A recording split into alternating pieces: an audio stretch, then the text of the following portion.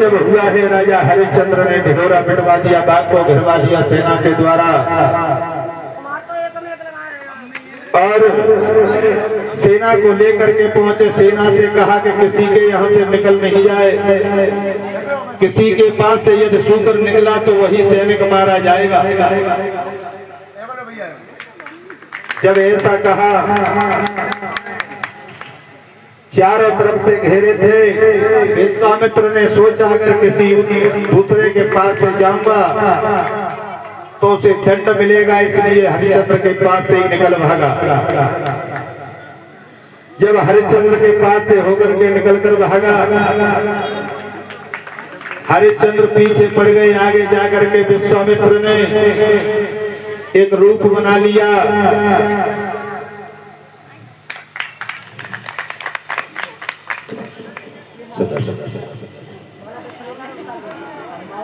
भगवान जी आगे जाकर के विश्वामित्र ने ब्राह्मण का रूप बना करके बैठ गए। हरिश्चंद्र गए। हरिश्चंद्र ने पूछा, बाबा जी इधर से सूकर गया है। विश्वामित्र ने कहा, सूकर का क्या करना चाहते हो? तो कहा, मैं उसका वध करूंगा, मेरे बाग को उजाड़ा है। विश्वामित्र बोले, मूर्ख राजा, एक सूकर के पीछे पड़ा है,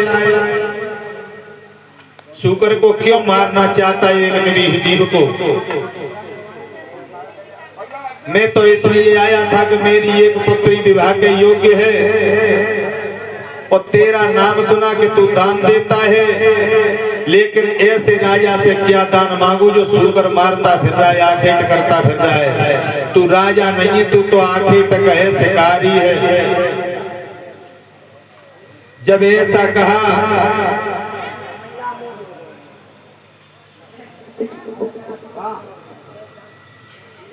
विश्वामित्र बोले, तू तो शिकारी है। राजा बोले, महाराज चलो, मैंने सूकर का पीछा छोड़ दिया, अब तुम ये बताओ कि लड़की की शादी के लिए क्या चाहते हो दान में? विश्वामित्र बोले कि हमें विश्वास नहीं है, पहले त्रिवाचा भरो, संकल्प करो। राजा ने त्रिवाचा भर दिया, संकल्प कर दिया, और संकल्प करने के बाद में तब विश्वामित्र ने दान मांगा। तो राजा से कहा कि मुझे 60 भार सोना चाहिए, 60 भार स्वर्ण चाहिए। और संकल्प कराया तो उसमें कुंजी लगाम ले ली। अब कुंजी लगाम विश्वामित्र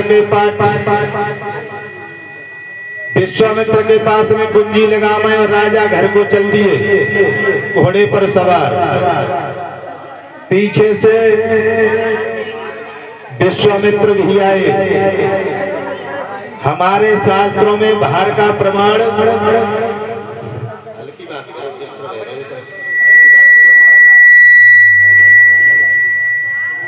भार का प्रमाण आया है तो कहीं तो लिखा मिला है कि 22.5 तोले का भार होता है,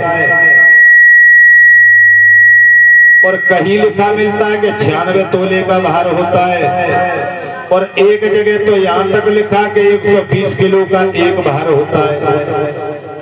120 किलो वाली बात तो बिल्कुल ही गलत मालूम होती है। 1.25 कुंटल का एक भार होगा, और 60 भार सोना मांगा, ब्राह्मण कैसे ले जाता उसे? और इतने धन से कहीं ब्राह्मण शादी भी नहीं करते। तो ये प्रमाण 22.5 तोले वाला ठीक लगता है। पीछे से आए विश्वामित्र, राजा ने गद्दी पर बैठाया और चरण धोने लगे, पैर पखारे राजा ने। विश्वामित्र बोले, महाराज ये पैर पखारने का समय नहीं है, मेरे घर में शादी है, और जिस घर में शादी होती है उसकी तो तुम हालत जानते हो।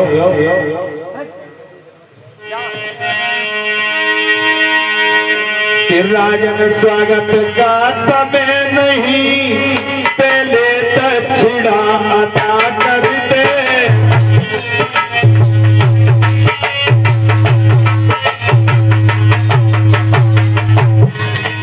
इसी श्रृंखला के चलते हुए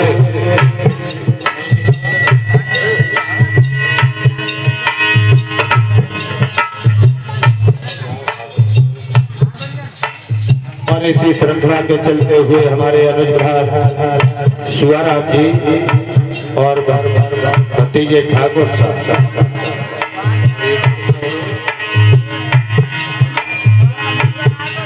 हमारी माँ श्री श्री का स्वागत किया, हमारा स्वागत किया, सम्मान किया व्यासपीठ के माध्यम से। परमात्मा से आशा आकांक्षा है अनंत पुत्रों से भाग्यशाली भंडार भरे नहीं।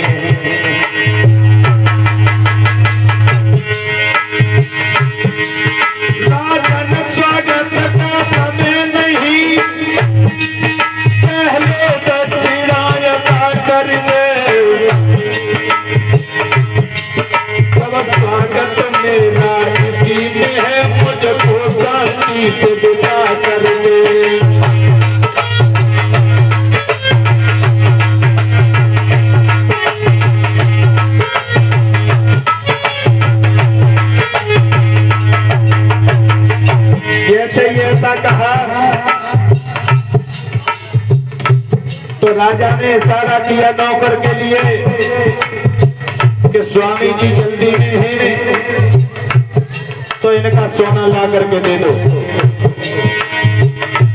जब कहा नौकर बोला महाराज खजाने की चाबी, तो विश्वामित्र बोले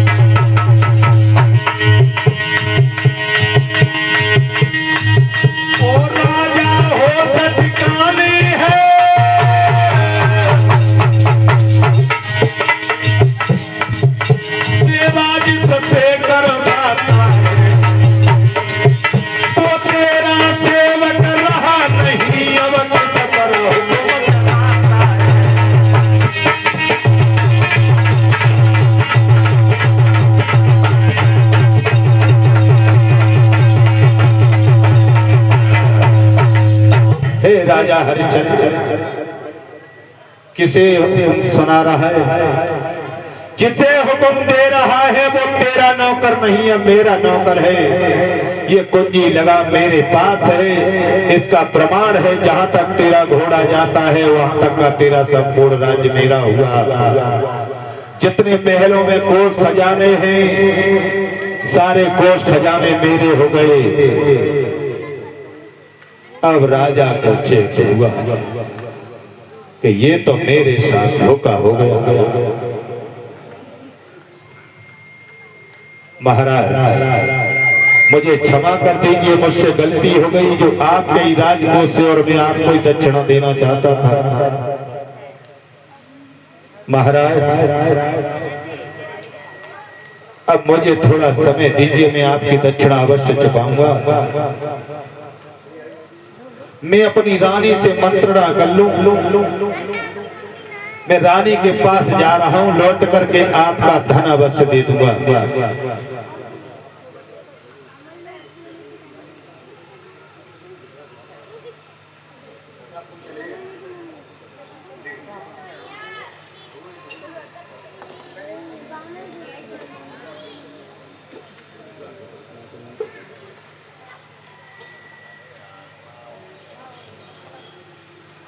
बोलो सच्चिदानंद भगवान की। आज राजा बोले हैं मैं रानी को पूछना चाहता हूँ, रानी के पास जाना चाहता हूँ। जैसे ये ऐसा कहा तो विश्वामित्र बोले चले जाओ और जल्दी वापस आना, हमें भी जल्दी है। जब ऐसा कहकर के भेज दिया, राजा आज अंदर पहुंचे ही महल में।